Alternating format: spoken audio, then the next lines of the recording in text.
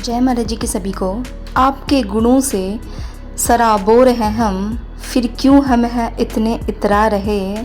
आपके गुणों से सराबोर हैं हम, फिर क्यों हम हैं इतने इतरा रहे। जो भी हम हैं वो आपने बनाया, जो भी हम हैं वो आपने बनाया, क्यों अपना इसे हम बतला रहे।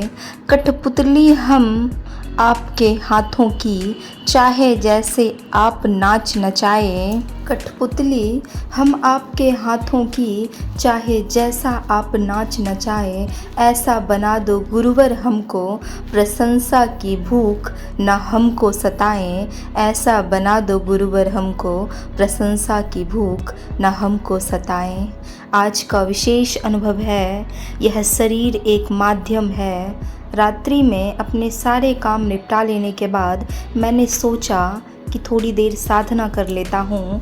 मन में इच्छा ने जन्म लिया और मैंने उसे तुरंत कर्म में बदल दिया। मैं अच्छे से ज्ञान मुद्रा में बैठ गया।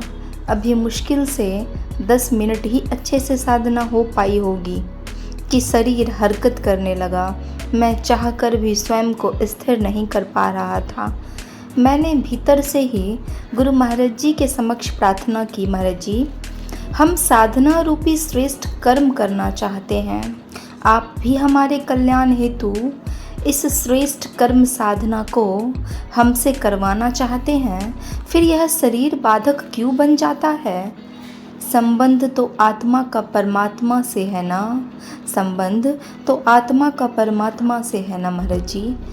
फिर यह शरीर बीच में बाधा क्यों बन रहा है, यह शरीर बीच में बाधा क्यों बन रहा है। साधना और प्रार्थना को छोड़ अब मैं अपने बिस्तर पर जाकर लेट गया। उसी रात्रि एक दिव्य स्वप्न ने मुझे मेरे प्रश्न का उत्तर मिल गया। गुरु महाराज जी ने मेरी प्रार्थना को सुन लिया। अपने इस दिव्य स्वप्न में मैंने अपनी मृत्यु को देखा, मेरे निष्प्राण शरीर को देखा। मेरे परिवार वाले बहुत रो रहे थे। मेरी आत्मा अपने शरीर का त्याग कर सीधे आश्रम में पहुंच गई। आज सिंहासन पर साक्षात गुरु महाराज जी विराजमान थे, पर वहाँ आई हुई संगत इस बात से एकदम अनजान थी। गुरु महाराज जी का दर्शन केवल मैं ही कर पा रहा था। मैं काफ़ी देर तक एक कोने में खड़ा यह सारा नज़ारा देख रहा। संगत का वहाँ आना, आसन के समीप आकर माथा टेकना और फिर साधना में बैठ जाना। जब बहुत सारे साधक साधना में बैठ गए तो मैंने सोचा कि क्यों ना मैं भी थोड़ी देर के लिए यहाँ साधना कर लूँ। ज्ञान मुद्रा लगाने के लिए मैंने जैसे ही अपने अंगूठे और पहली उंगली को जोड़ना चाहा तो वे दोनों जुड़ ही नहीं पाए। शरीर के अभाव में मैं ज्ञान मुद्रा लगा ही नहीं पाया।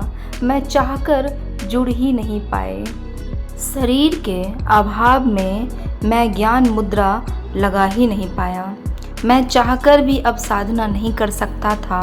वो विरह, वो गुरु के लिए तड़प, अंतर्घट में उनका दर्शन, अब सब मुझसे छिन गया था। पुकार उठ रही थी कि कोई मुझे शरीर रूपी साधन दे दे ताकि मैं साधना कर सकूं। तभी श्री गुरु महाराज जी की आवाज़ मुझे सुनाई दी। अब समझ में आया कि इस मानव तन का क्या उपयोग है। क्या काया वह साधन है? यह काया वो साधन है जिससे तुम साधना करते हो। साधना होगी तभी तो आत्मा परमात्मा तक पहुंच पाएगी। आत्मा के कल्याण के लिए यह शरीर एक माध्यम है।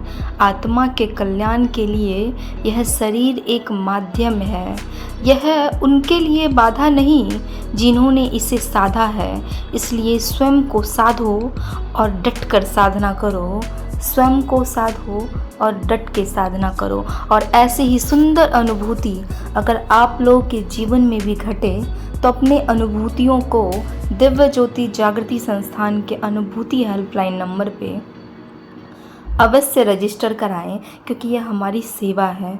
और प्रत्येक दिन के आने वाले अनुभवों को अवश्य पढ़ें और अपने फ्रेंड्स रिलेटिव में भी इन अनुभवों को ज़रूर शेयर करें। जय महाराज जी की।